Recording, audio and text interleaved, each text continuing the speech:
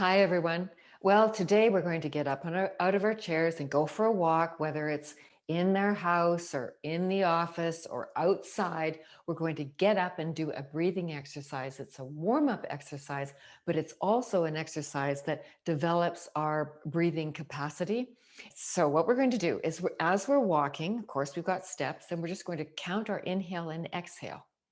So steps 1, 2, 3, out, 2, 3, in, 2, 3, out, 2, 3, in, 2, 3, 4, out, 2, 3, 4. You can go as high as feels comfortable as long as you don't want to open up your mouth and breathe.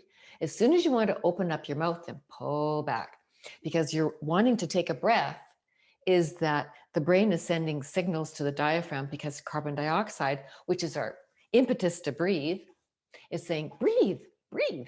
And we have a lower sensitivity. So we want to build up that tolerance so that we can go for a walk and we can go up the hills and we can do whatever and not be gasping.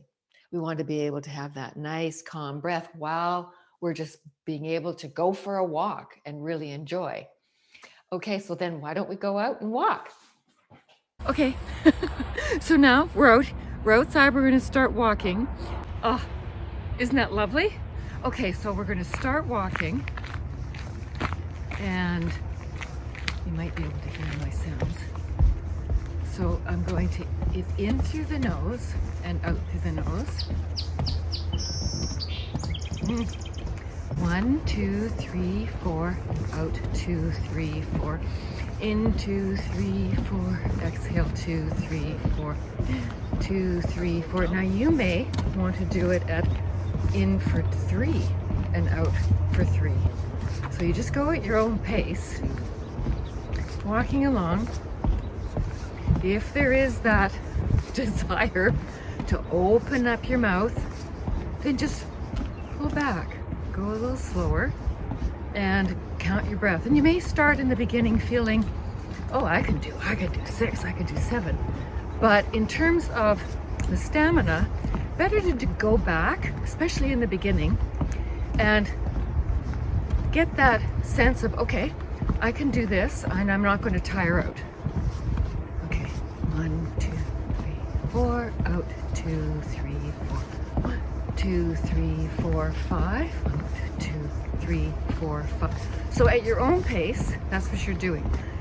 Inhaling through the nose. In, 2, 3, 4, 5, 6. Exhale, 2, 3, 4, 5, 6. Or 1, 2, 3, 4. Out, 2, 3, 4. In, 2, 3, 4. Out, 2, 3, 4.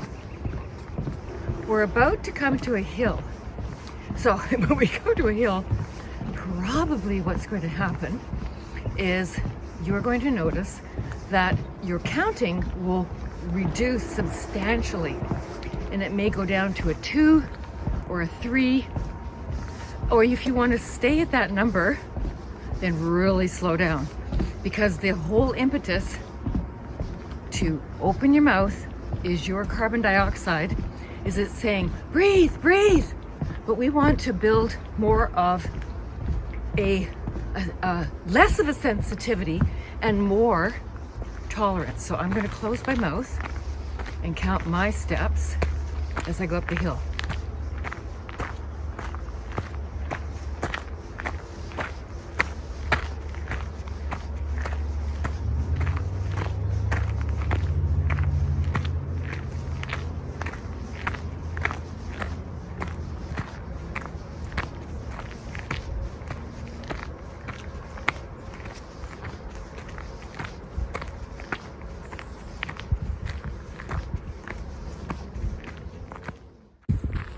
Just about at the top.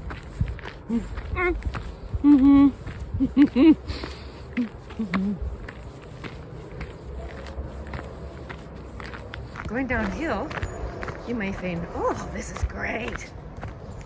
I'm going to walk,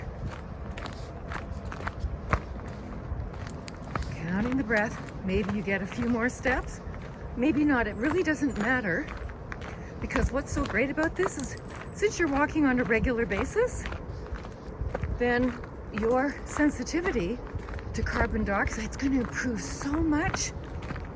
And then when you go for a walk, you can start walking faster and not have the desire to open your mouth. That's the whole idea here. So we're going back.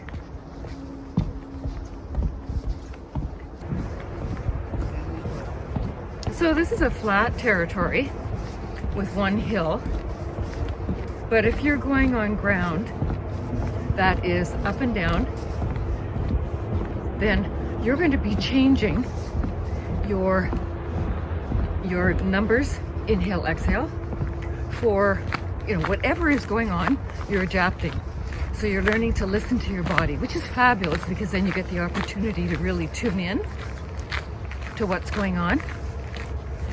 As soon as you feel like you want to open your mouth, go back or lower the number. You've got complete control of it, and nobody knows what your number is if you're concerned about that.